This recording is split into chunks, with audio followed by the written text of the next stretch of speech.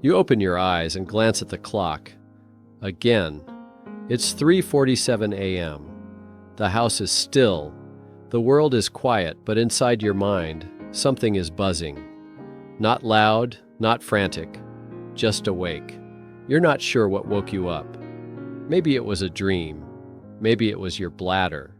Maybe it was just nothing. But there you are, lying in the dark thinking, why does this keep happening? If you're a woman in your 60s, 70s, or beyond, and you find yourself waking up between 3 and 5 in the morning more often than you'd like, you are not alone. In fact, this exact time window, those early pre-dawn hours, is when millions of women your age find themselves tossing, turning, or quietly staring at the ceiling, trying to figure out how to drift back into sleep.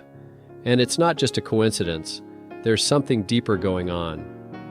Waking up during these hours can be your body trying to tell you something. Sometimes it's physical, sometimes emotional, and sometimes it's spiritual. The important thing is knowing what to do when it happens, because the worst thing you can do is lay there, frustrated, letting your mind spiral. What if I told you those early morning wake-ups aren't a curse, but an invitation? A quiet little nudge from your body, asking for a reset. A chance to reconnect, and when you respond with the right kind of action, not stress, not worry, but calm, intentional habits, everything starts to shift. Your energy, your mood, even the quality of your sleep the next night. Let's begin with one of the most powerful things you can do the moment you find yourself awake. Don't fight it. That may sound strange, especially if you've always been told that waking up at night is a problem.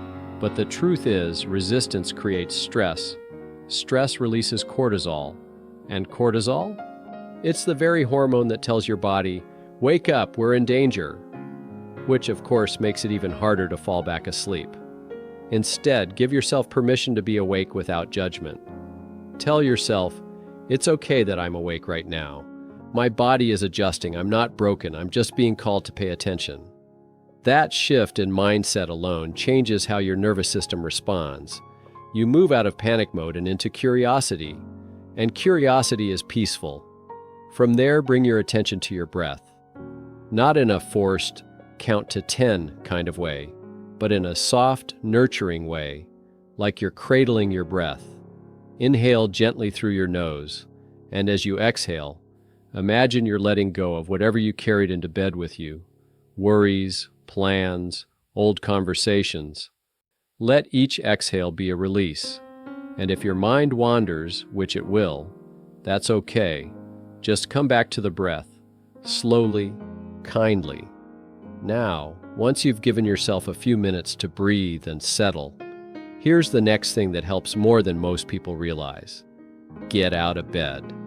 Not to watch TV or scroll on your phone, but to move. Just a little.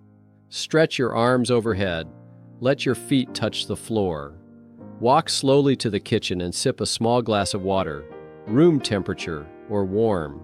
Something gentle. You see, your body loses hydration overnight. Even slight dehydration can disrupt your sleep cycle and leave you feeling restless.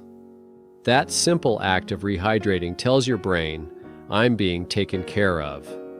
While you're up, this is a beautiful moment to practice something few people think to do at that hour: light journaling.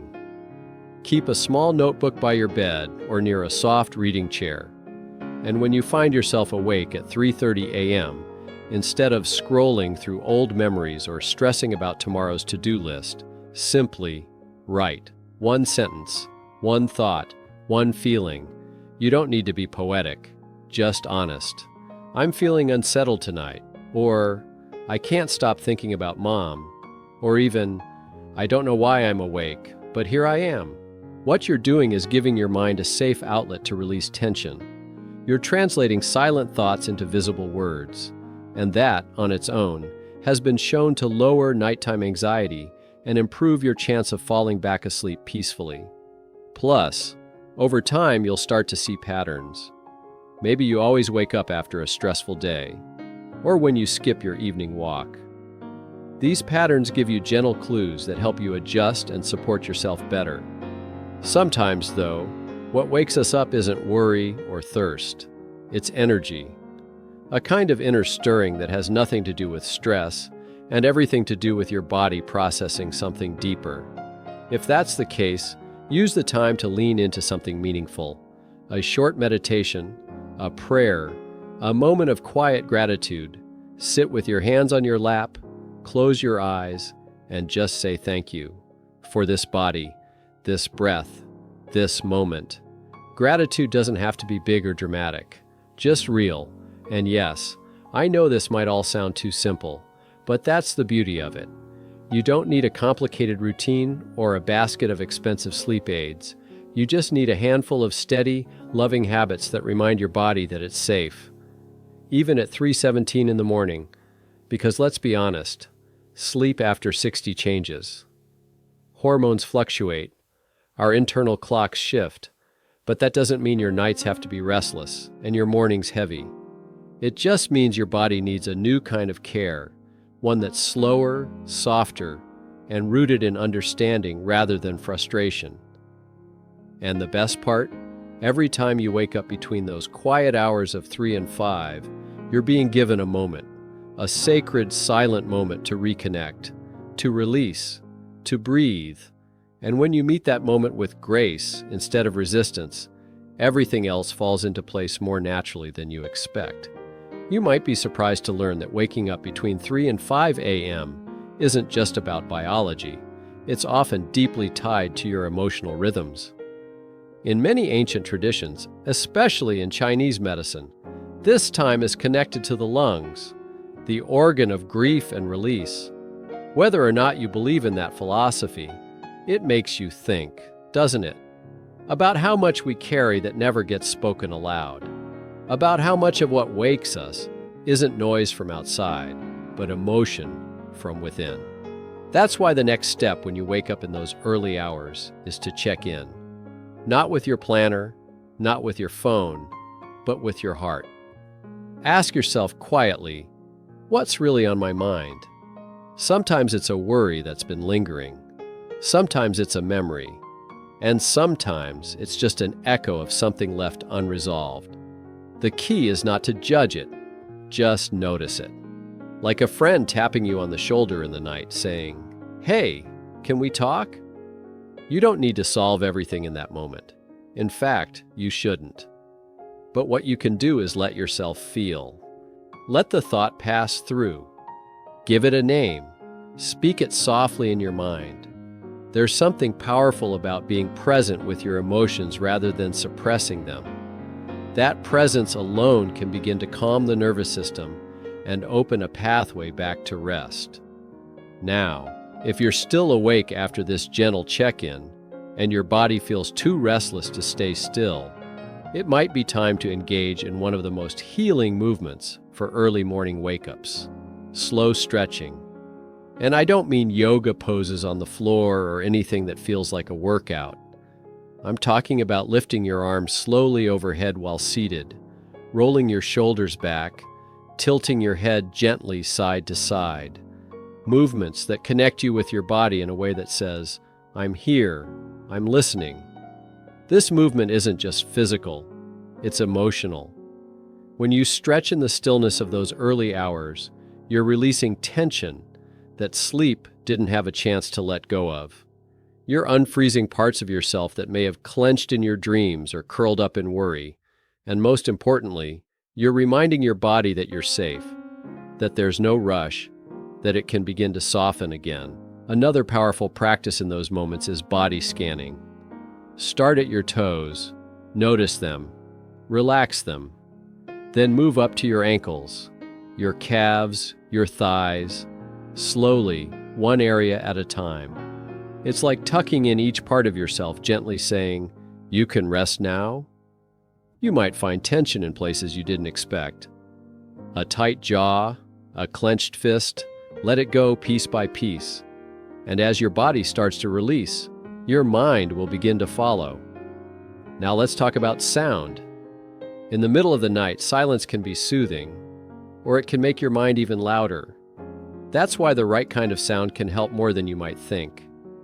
A soft instrumental tune, nature sounds, even a calming voice reading poetry or scripture, not to distract you but to anchor you, to give your mind something gentle to lean against. But there's one sound I recommend above all else: your own voice, even if it's just in your mind. Affirmations in the stillness can work like lullabies for the soul. I am calm. I am safe. This moment is peaceful. Whisper it. Think it. Feel it.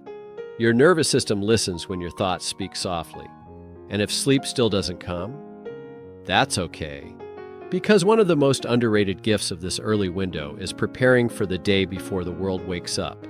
Not in the form of chores or rushing, but in setting emotional intention. Sit quietly and ask yourself, how do I want to feel today? Not what you need to do. Not what you forgot yesterday, but how you want to feel. Peaceful? Energized? Grateful? Then visualize it. See yourself going through the day with that feeling guiding your steps. That 5-minute practice of early intention can rewire your mindset and drastically shift how you respond to the rest of your day. You move from reactivity to readiness, from fatigue to purpose. This quiet space between 3 and 5 a.m. can be more than just a frustrating wake-up call. It can be sacred, a place of stillness where you're finally uninterrupted. No demands, no noise, just you.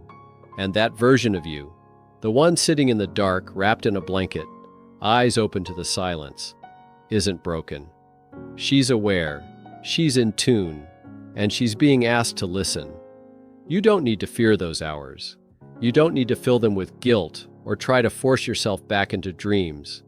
You need only to welcome them with softness, with wisdom, with the quiet knowing that your body, even in its age, is still speaking. And when you respond with presence instead of panic, you start a new relationship, not just with your sleep, but with your whole self. Because maybe, just maybe, the waking wasn't a problem. Maybe it was a calling, one that said, wake up, not because something's wrong, but because something within you is ready to rise. There's something incredibly humbling about being awake when the rest of the world is still asleep. The sky is dark, the air is cool, and in that silence, your body, your heart, your soul feels more exposed, more honest. And that's exactly why this final step is one of the most powerful things you can do during those early hours: connect to meaning. Now, I don't mean religion necessarily, though for some that's a deeply comforting path. I mean purpose, something that grounds you in the belief that your life, right now, at this age, in this body, still matters, that you're still needed, still growing, still evolving, because that belief alone can calm your nervous system like nothing else. If you wake up between 3 and 5 a.m., use a few minutes to reflect on something meaningful. Not dramatic, not overwhelming, just real. It could be a person you love, a memory that brings you peace, a project you've been thinking about, a simple thought like, how can I be a little kinder today? That moment of connection becomes a powerful emotional anchor, one that tells your brain and your body, I'm safe, I have purpose, I can rest again. And when you bring that sense of meaning into your early mornings, you start to transform those restless wake-ups into sacred space, space where healing happens, where old wounds soften, where new clarity emerges. It's no longer about just falling back asleep. It becomes about rising, even while the world still sleeps, into a softer version of yourself. You may not realize it, but those early hours are when your subconscious is the most open. That's when deep thoughts arise. Not because your brain is malfunctioning, but because your defenses are down. You're not wearing the mask you put on for the day. You're just you. Raw, vulnerable, wise.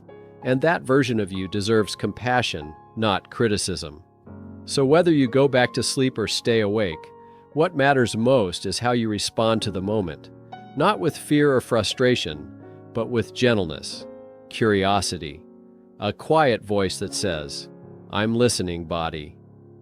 I'm here, heart. Let's move through this together."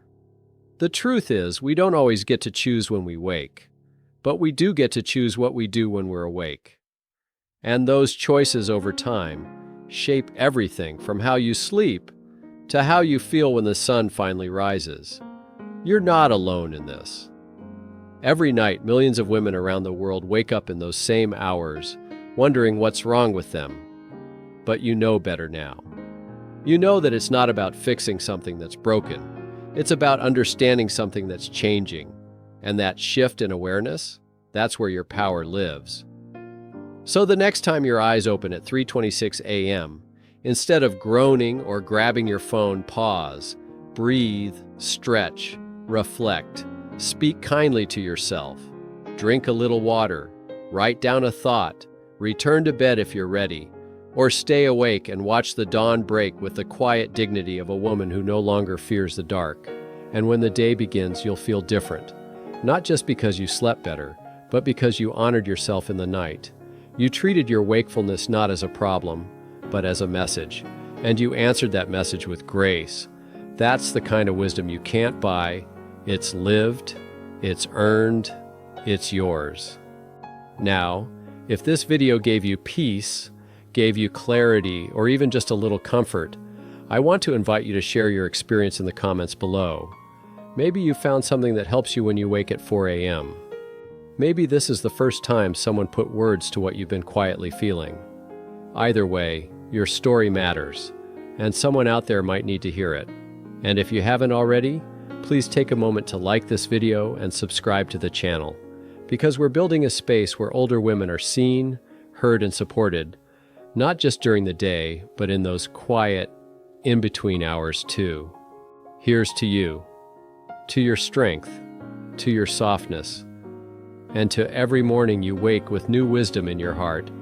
You're not just aging, you're awakening, and that's a beautiful thing.